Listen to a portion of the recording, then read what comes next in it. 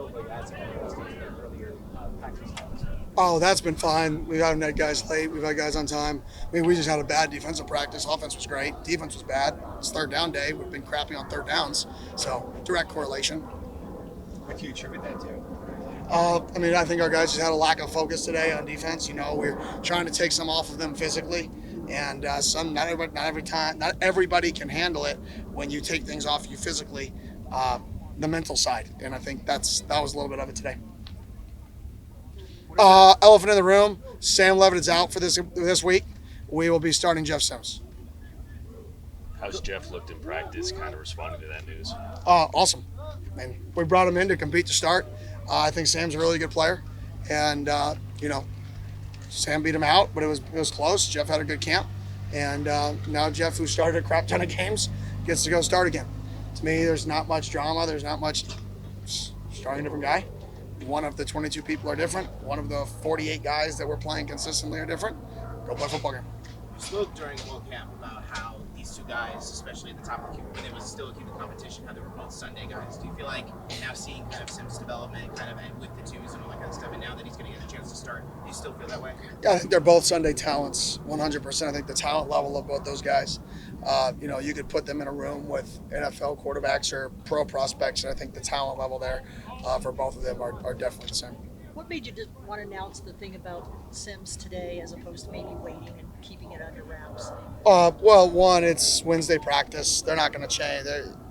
Your padded practices are pretty much over. If you're changing your scheme drastically right now, I think that's an advantage for us. So, and then two, I want Jeff to know how much confidence we have in him. It was never meant to be a secret or never meant to be hidden. We have policies here. Just when you give so much access, you got to have some policies to protect your guys a little bit. But when things become drama filled and it's just not worth it, like, we're going to win a football game. We're not going to play hide and seek. And I have a lot of confidence in Jeff. What have you continued to see from Jeff as he's worked through the halfway point of the season? Say that again. I'm sorry. What have you continued to see from Jeff and his growth since fall camp through the season? Yeah, I mean, him as a teammate, if you can't rally behind a guy who is a senior, who transferred here to start, who's been the starting quarterback going into 4 collegiate seasons.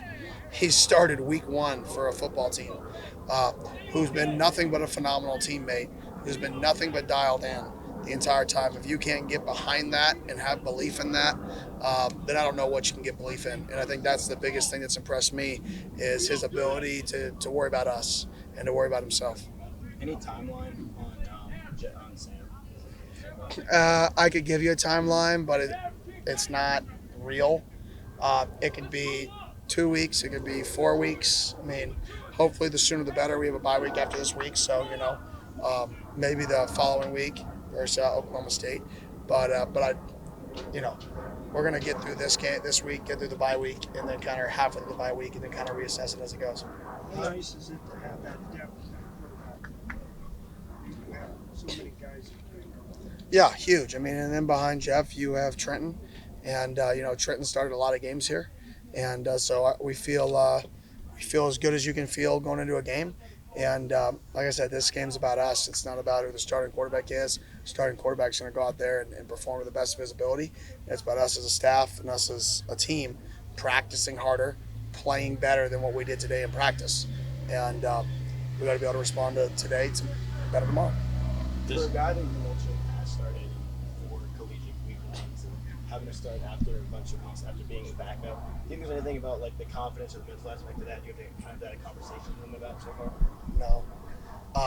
I think sometimes people over hype things or I don't know what the correct way to say that is, but they just overdo it. Like, I haven't had one conversation about him being the starting quarterback this week. Like, he knows he's the starter. He started before. Like, go play football. Like, do you need my pep talk? Like, do the same thing I've told you since fall camp. Own the football, make good decisions, get us into good plays. And then when it's downs that you need to extend and use your legs, use them. But we're not going to sit back there and be a team that runs our quarterback 40 times because a different quarterback's back there. We're going to do what we do, and we're going to play to the strengths of the quarterback. But at the same token, we're going to do what we do. You just kind of talked about it a little bit, but does Jeff being under center, how does that maybe change what you guys do like in any particular ways? Not really much at all. There was a point that we thought that Sam was going to play this week, still earlier in the week, and really early in the week. So and we put together the plan, not knowing kind of which one it is. They're both athletes. They both can make all the throws you need to make. Sam's a little bit above his years mentally. So, Jeff's played a lot of football games. The knock on Jeff is turnovers, but sometimes, if you look at stats, sometimes turnovers can lie to you.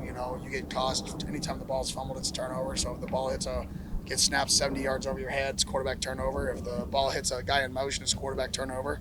If you throw a Hail Mary at the end of a half, it's quarterback turnover. I think Jeff's a guy that I brought in here because I'm excited about him, and I'm excited to see him play football. I really am. It excites me from that side to see what Coach Arroyo, what this staff, what this team can do with a little bit of adversity, not just going on the road and not just with the difficulty of that right now in college football, going 3 time zones, but now with the changing of your starting quarterback, another challenge. So I'm excited.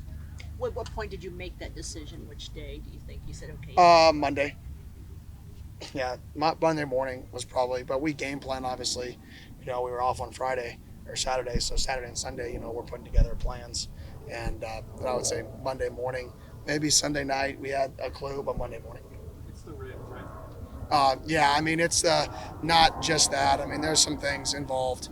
I don't want to get too much into the details of that, but yeah, he battled through it in the game, and kudos to him. He's really tough, and now we're back. How remarkable is that he was able to play the rest of the game in a situation where he might be out a couple weeks? Yeah, I keep saying how tough he is. He's super tough. That's just who he is by nature. He's tough. No other word really describes it.